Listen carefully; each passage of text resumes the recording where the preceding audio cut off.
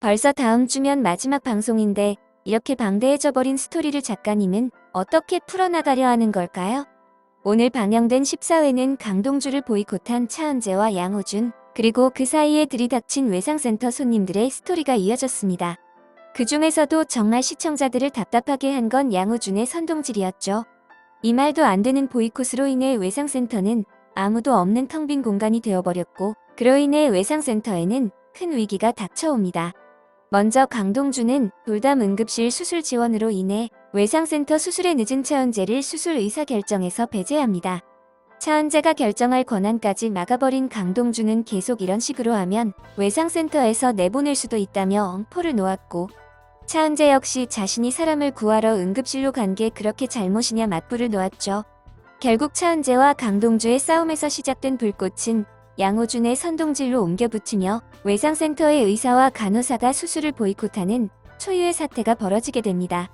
이렇게 어수선한 와중에 도의선 책정을 위한 정책위원회에서 두 사람이 방문하였습니다. 그런데 그중 한 명은 강동주가 과거 수술을 해주었던 환자의 동생이었죠. 누가 나올지 미리 알아본 강동주의 준비성이 돋보였는데요. 예산 배정을 받을 수 있겠다는 희망도 잠시, 이 정책위원회 사람은 이미 고경숙 도의원과 재개발 쪽에 예산을 투입하는 걸로 입을 맞춰놓은 상황이었습니다. 악재는 여기서 그치지 않는데요. 보이콧으로 인해 텅 비어있는 외상센터에 또 다른 손님이 한 명 찾아옵니다. 이 사람은 보건복지부 주무관으로서 외상센터 허가건으로 사전점검 차원에서 나왔습니다. 아무도 받지 않는 전화벨 소리에 이미 감점이 들어간 상황에서 강원도 산불로 인해 소방대원들이 외상센터로 실려왔고, 우왕좌왕하는 의료진을 보면서 주무관은 엉망이네하며 불편한 기색을 보였습니다.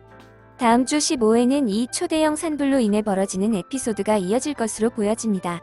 예고편에 소방대원들을 각 수술실로 보내는 과정에서 간호사들의 모습이 보이는 걸 볼 때 일단은 보이콧했던 의료진들은 전부 복귀한 것으로 보여집니다. 또한 박민국이 보이콧했던 사람들을 모아놓고 어떤 설명을 하고 있는 걸 볼 때 지금은 이렇게 보이콧할 때가 아니다, 어떻게든 강동주를 믿고 가보자며 이들을 설득하고 있는 듯하네요.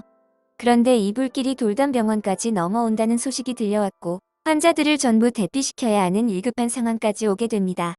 그리고 김사부가 남도일과 통화하는 모습과 함께 연기에 휩싸인 외상센터에 혼자 남아있는 모습이 나오며 불안감을 전해주고 있습니다. 그런데 김사부가 병실이 아닌 의료진들이 머무는 복도를 헤매고 다니는 모습을 볼 때 김사부는 환자가 아닌 의료진 중 한 명을 구하려는 것으로 보입니다. 그렇다면 과연 김사부가 구하게 될 사람은 누구일까요? 저는 왠지 예고편에 갑자기 등장한 이선웅 선생을 구하게 되지 않을까 생각됩니다. 15회 예고편에서 정록생 약을 앓고 있는 이선웅은 갑자기 들이닥친 산불 환자로 인해 특수렌즈를 착용하지 못하였고, 결국 환자를 수술하는데 애를 먹는 모습입니다. 그리고 좌절하고 있는 웅쌤을 김사부가 위로해주는 모습도 나오고 있습니다. 결국 이선웅은 이 사건으로 인해 병원의 산불이 덮치는 줄도 모른 채 좌절하고 있고, 이를 눈치챈 김사부가 이선웅을 구하러 다시 병원 안으로 들어가는 그림이 아닐까 생각되네요. 또한 이건 너무 억지 뇌피셜일 수도 있지만 산불은 시뻘건색이고 이선웅은 붉은색을 구별 못하기에 산불 인지를 더욱더 늦게 할 수도 있지 않았을까요? 구하는 사람이 누가 됐든 간에 다치는 사람 없이 모두 무사했으면 하는 바람이네요. 오늘 준비한 영상은 여기까지고요. 재미있게 시청하셨다면 구독, 좋아요 부탁드립니다. 감사합니다.